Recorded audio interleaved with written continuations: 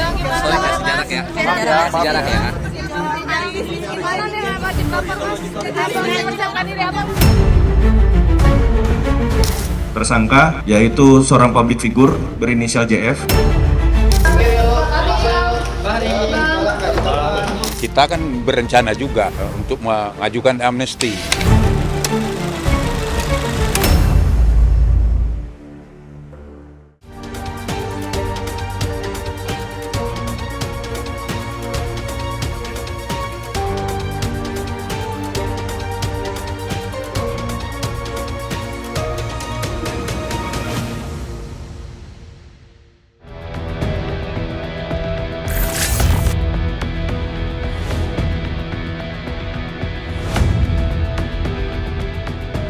Sisi kelam Jonathan Frizzy membuat sebagian netizen kompak membalikkan ibu jari. Sosok Ijong sebagai laki-laki baik seperti yang dicitrakan Benny Simanjuntak pamannya, kini tercoreng oleh kasus obat terlarang yang menjeratnya. Alih-alih disebut sebagai duda tajir lantaran masih laris di sinetron stripping, Ijong diduga mencari rezeki tambahan dari jalan haram. Hasil penyidikan Polresta Bandara Suta, Ijong diduga mendapatkan keuntungan fantastis dari hasil mengedarkan obat keras mengandung etomidate. Benarkah Ijong rela mengedarkan obat terlarang demi kejar setoran membiayai pesta pernikahannya dengan Ririn Dwi Ariyanti?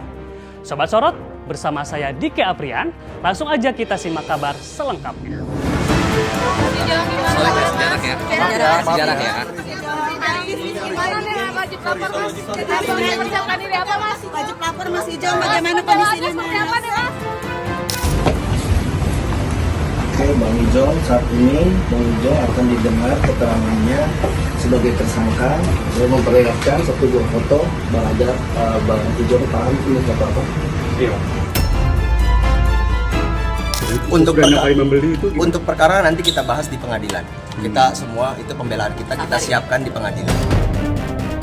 Ya, terkuak motif ekonomi dari kasus obat terlarang yang menjerat Ijong.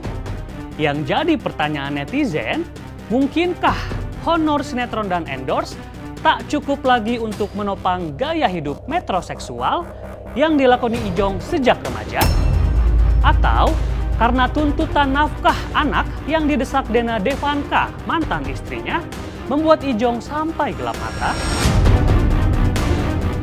Aku nggak mau komen soal itu, doain aja yang terbaik. Ya semoga pokoknya tidak mengurangi mengurangi finance-nya ke anak-anak, mengurangi kasih sayang dan juga mengurangi perhatian ke anak-anak.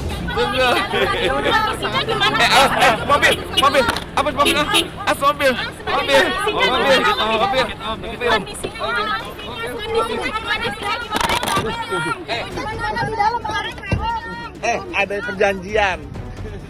Walaupun sudah ditetapkan sebagai tersangka, tetapi masih ada proses pengadilan. Yang ingin kami sampaikan pada saat ini adalah tim pengacara penasihat hukum ini fokus pada kesehatan Jonathan. Itu hanya gosip. Nah, itu yang telah artikan. Jadi sebenarnya tidak ada.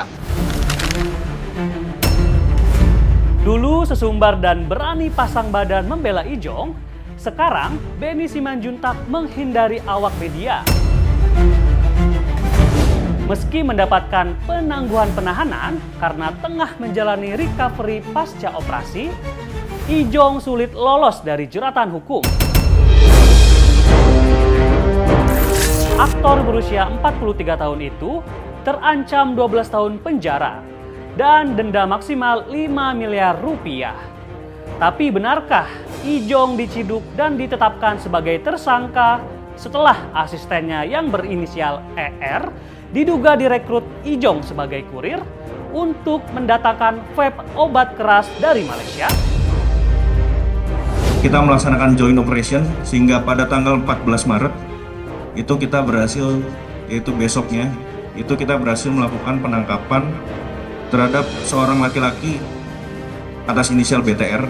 Lalu kita melakukan penangkapan lagi, pengembangan lagi terhadap ER, dan kami setelah melakukan pendalaman interogasi, ternyata vape ini didapatkan dari seorang yang berinisial EDS. Lalu setelah itu kita melakukan pendalaman, kita melakukan pemeriksaan terhadap para tersangka serta alat bukti lainnya, dan sehingga kami menetapkan satu lagi tersangka, yaitu seorang public figure berinisial JF.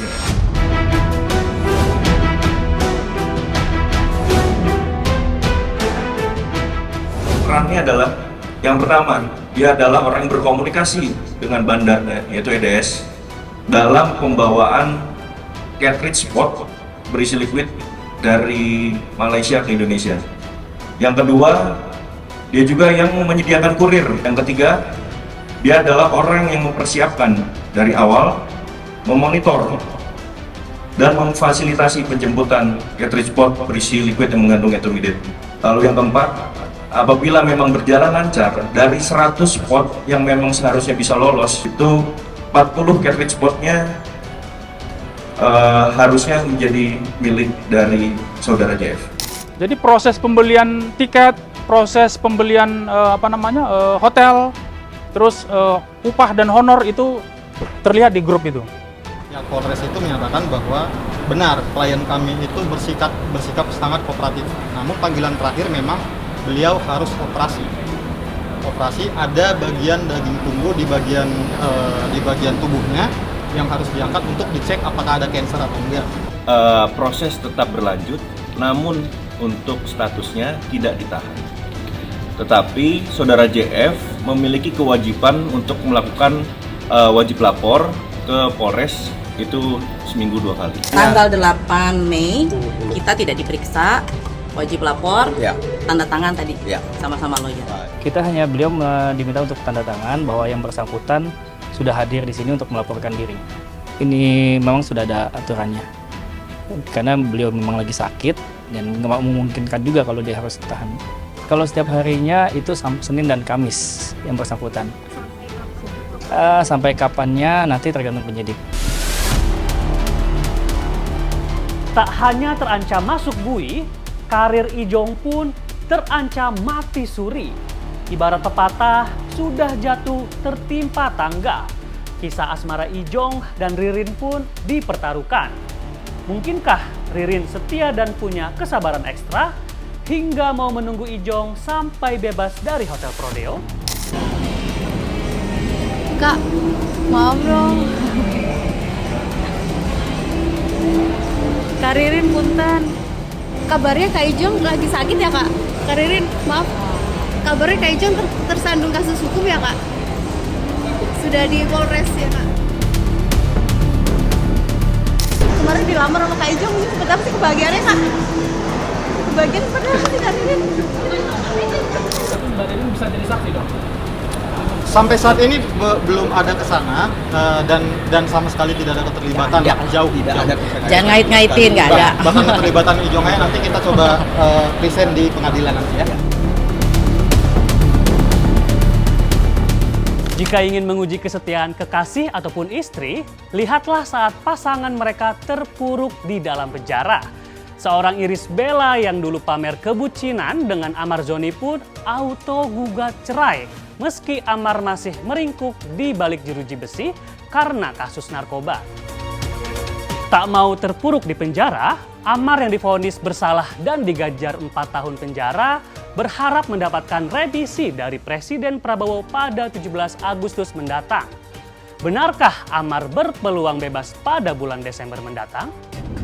Datang ke sini untuk meminta supaya eksekusi dipercepat itu, karena ini kan ada momen nanti kan, ada hak remisi.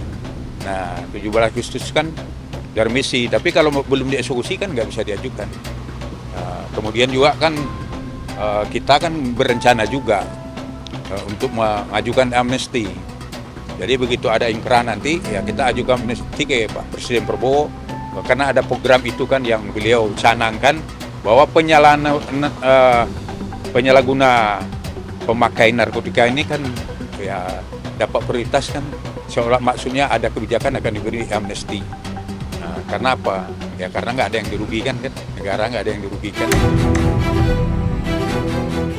3 kali terjerat kasus narkoba bisa menjadi penghalang bagi Amar untuk mendapatkan remisi. Namun, Amar bukan satu-satunya selebriti yang tengah berjuang mendapatkan keringanan hukuman. Ada Fachri Albar yang juga mencetak hat-trick buruk dalam kasus narkoba. April lalu, putra rocker Gaek Ahmad Albar itu kembali diciduk pihak berwajib karena kedapatan mengonsumsi ganja dan sabu. Dari hasil penyidikan, Fachri menyebut dirinya menggunakan narkoba untuk menenangkan pikiran.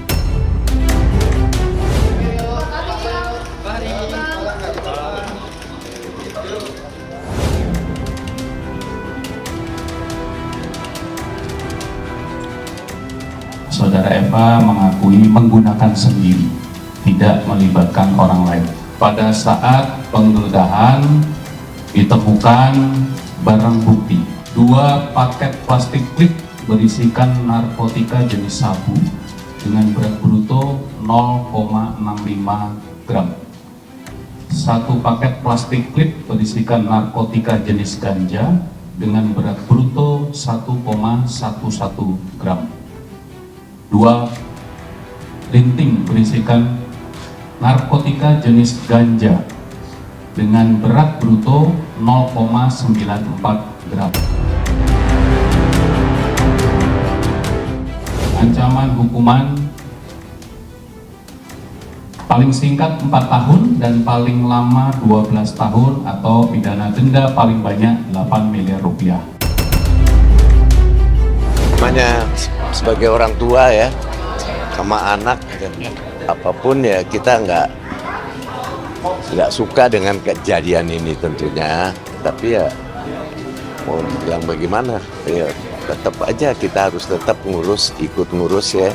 Mudah-mudahan semuanya berjalan lebih lancar dan dapat rehab yang sebaiknya. Nyaris tak pernah diterpa isu tak sedap terkait rumah tangganya dengan Renata Kusmanto, alasan Fachri menggunakan narkoba untuk menenangkan pikiran menjulangkan tanda tanya publik. Mungkinkah pernikahan Fachri dan Renata yang telah membuahkan 2 anak itu tengah dilanda prahara? Pertanyaan itu baru terjawab akhir pekan lalu ketika Pengadilan Agama Tiga Raksa menyebut Fachri dan Renata telah resmi cerai sejak 13 Februari 2025 lalu. Benarkah Renata sudah lelah menunggu Fachri meninggalkan lingkaran barang haram hingga ia terpaksa memilih jalan halal yang dibenci Tuhan, yaitu perceraian?